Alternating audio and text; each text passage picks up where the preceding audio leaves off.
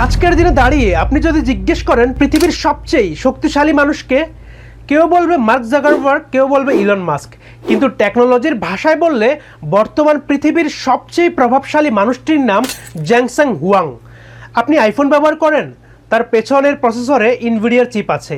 আপনি chat GPT ব্যবহার করেন, এনভিডিয়ার 10,000 জিপিইউ ছাড়া সেটি চলবে না।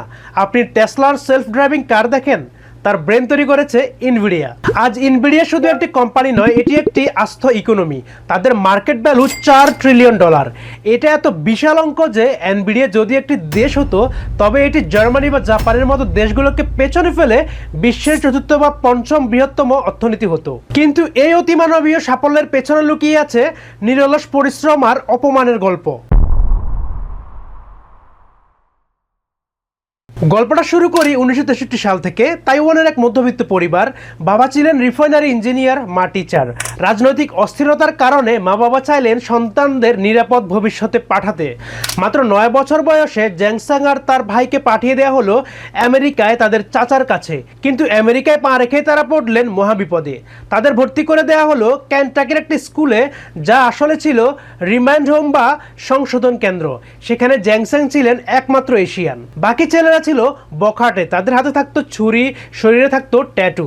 সেখানে জেনসেং এর কাজ ছিল রোজ স্কুলের টয়লেট পরিষ্কার করা, আর তার ভাইকে কাজ করতে হতো তামাকের খামারে। প্রতিদিন বুলিং আর বর্ণবাদের শিকার হতে হতো তাকে। জেনসেং একবার এক সাক্ষাৎকারে বলেছিলেন, সেই দিনগুলো আমাকে মানসিকভাবে এতটা শক্তিশালী করে দিয়েছিল যে আজ কোনো বিপদও আমাকে টলাতে পারে না। স্কুল শেষ করার পর জেনসেং এর ইচ্ছে ছিল ইঞ্জিনিয়ার হওয়ার, কিন্তু পকেটে টাকা নেই। তিনি কাজ নিলেন ড্যানিশ নামের একটি রেস্টুরেন্টে। সেখানে তিনি বাসন মাজতেন, টেবিল পরিষ্কার করতেন। মজার ব্যাপার শুনবেন, আজ ইনভিডিয়ার মতো $4 ট্রিলিয়ন আইডিয়া জন্ম কিন্তু সেই রেস্টুরেন্টের কোনায় বসে এক কাপ কফি খাওয়ার সময় হয়েছিল। সেখান থেকে আয় করা টাকা দিয়েই তিনি অরেগন স্টেট ইউনিভার্সিটি থেকে ইলেকট্রিক্যাল ইঞ্জিনিয়ারিং পাশ করেন এবং পরে স্ট্যানফোর্ড ইউনিভার্সিটি থেকে মাস্টার্স শেষ করেন। 90-এর দশকের শুরুতে পিসি বা পার্সোনাল কম্পিউটার জনপ্রিয় হচ্ছিল, কিন্তু কম্পিউটারে তখন শুধু লেখালেখি আর হিসেব নিকেশ হতো। জেনসেং ভাবলেন কম্পিউটারকে দিয়ে যদি ছবি বা গ্রাফিক্সের কাজ করানো যায় তাহলে কেমন হয়। 1993 সালে জেনসেং এবং তার দুই বন্ধু ক্রিস আর কার্টিস মিলে ইনভিডিয়া শুরু করলেন। শুরুতে তাদের কাছে কোনো অফিস ছিল না, এমনকি ইনভেস্টররাও তাদের আড়িয়ে শুনে হাসতেন। তারা বলতেন, গেম খেলার জন্য আলাদা চিপ কে কিনবে। প্রথম 3 বছর ইনভিডিয়া যা বানালো সবই ফ্লপ হলো। তাদের ব্যাংক অ্যাকাউন্টে আর মাত্র 30 দিনের চলার মতো টাকা ছিল, অর্থাৎ কোম্পানি বন্ধ হতে মাত্র 1 মাস বাকি। সেই সময় জেনসেং তার শেষ বাজি খেললেন, রিভা 12 এর চিপ। এটা যদি কাজ না করতো তবে আজ ইনভিডিয়া বলে কিছু থাকতো না। কিন্তু লাক এবং হার্ডওয়ার্ক একসাথে ক্লিক করলো। 4 মাসেই 1 মিলিয়নের বেশি চিপ বিক্রি হয়ে গেল। এদিকে ইনভিডিয়া বেঁচে গেল ধ্বংসের হাত থেকে। এই পার্টটি খুব মন দিয়ে শুনবেন, কারণ এখানে জেনসেন বাকিদের থেকে আলাদা। 2006 সালের দিকে Nvidia CUDA compute unified device architecture launch করে। সহজ ভাষায় বললে, গেম খেলার চিপকে দিয়ে কিভাবে সায়েন্টিফিক ক্যালকুলেশন বা জটিল অঙ্ক করানো যায় তার একটি সফটওয়্যার হলো কুডা। ইনভেস্টররা তখন পাগলের মতো চিৎকার করছিল। তারা বলছিল, জেনসেন আপনি কেন শুধু শুধু বিলিয়ন বিলিয়ন ডলার খরচ করে এই সফটওয়্যার বানালেন, কেউ তো এটা ব্যবহার করছে না। 10 বছর ধরে কুডা কোনো প্রফিট দেয়নি। ইনভিডিয়ার স্টক ভ্যালু তখন একদম নিচে। কিন্তু জেনসেং জানতেন একদিন মেশিন লার্নিং এবং আর্টিফিশিয়াল ইন্টেলিজেন্স আসবে, আর তখন এই কুডা হবে গোল্ড মাইন। আজকের দিনে পৃথিবীর 95% এআই মডেল এনভিডিয়ার এই কুডা টেকনোলজি ব্যবহার করে। গুগল বা মেটা চাইলে অন্য চিপ কিনতে পারে, কিন্তু তারা এনভিডিয়া ছাড়া চলতে পারে না, কারণ কুডার বিকল্প আজও কেউ তৈরি করতে পারেনি। একেই বলে 1 দশকের দূরদর্শিতা। 2020 সালে করোনায় যখন পুরো পৃথিবী থমকে গেল, এনভিডিয়ার জয়যাত্রা তখন কেবল শুরু। মানুষ ঘরে বসে গেম খেলা শুরু করলো, ক্লাউড কম্পিউটিং এর ডিমান্ড বেড়ে গেল। এরপর আসলো বিটকয়েন মাইনিং এর জোয়ার। সবখানেই দরকার এনভিডিয়ার চিপ।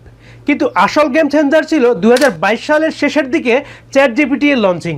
দুনিয়া বুঝতে পারলো এআই হলো ভবিষ্যৎ, আর এআই মানেই হলো এনভিডিয়ার H100 চিপ। একটি চিপের দাম তখন $30 থেকে $40,000।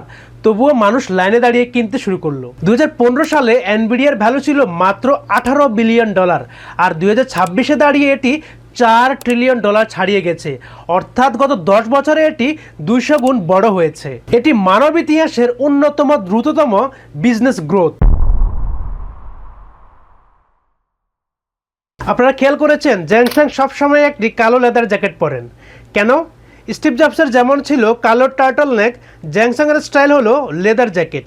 কিন্তু এর ভেতরে একটি বড় ফিলোসফি আছে। তিনি এখনও নিজেকে একজন সাধারণ ইঞ্জিনিয়ার মনে করেন। ইনভিডিয়াতে কোনো ফর্মাল হায়ারার্কি নেই। জ্যানসন সরাসরি তার জুনিয়র ইঞ্জিনিয়ারদের সাথে বসে লাঞ্চ করেন। তিনি বলেন ব্যর্থতা কোনো সমস্যা নয়, কিন্তু সুযোগ হাতছাড়া করা বড় অপরাধ।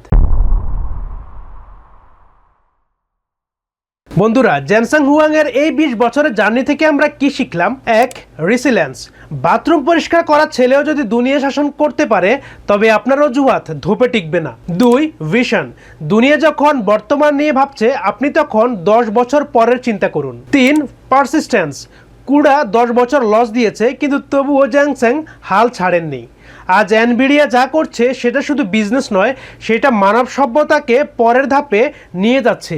ভিডিওটি যদি ভালো লাগে এবং এই ধরনের বিজনেস কেস স্টাডি আরও দেখতে চান, তবে এখনই চ্যানেলটি সাবস্ক্রাইব করুন। আপনি কি মনে করেন, এনভিডিয়া কি পারবে অ্যাপলকে চিরতরে পেছনে ফেলতে?